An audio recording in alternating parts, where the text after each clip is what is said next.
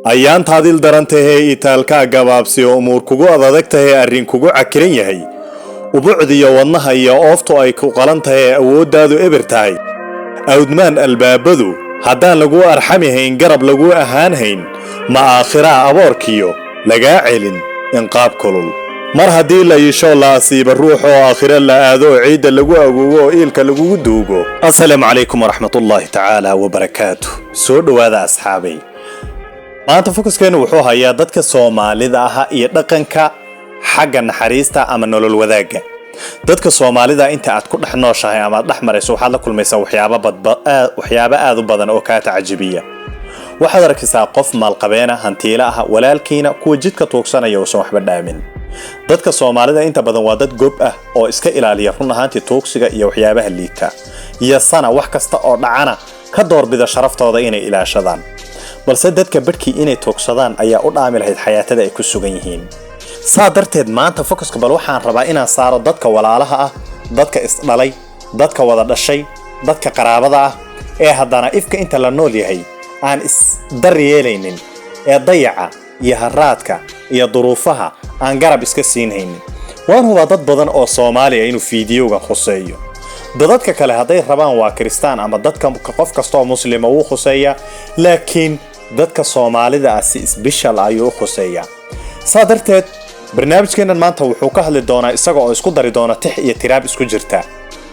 habka dadka walaalaha ah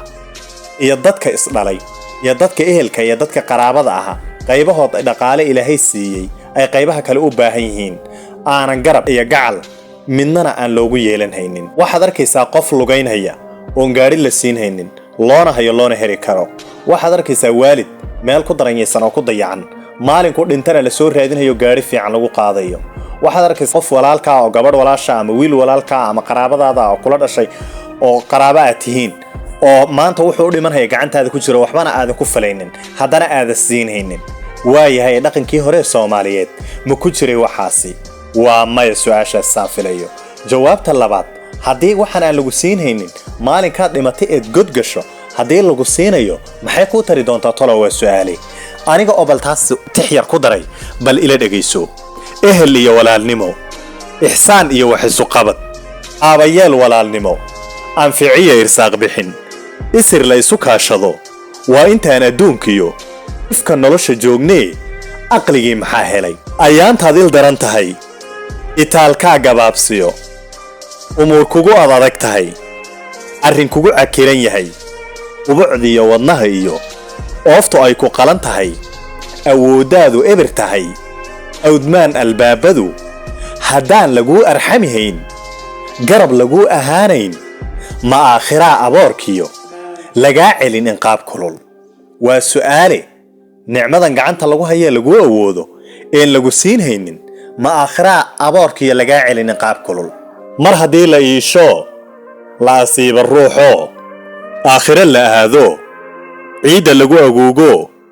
iilka lagu duugo lagu aasa siigada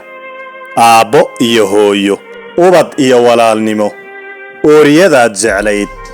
qaraabo dhan idilkeed waa la kala irdhoobaa anna wax kuma qaban karo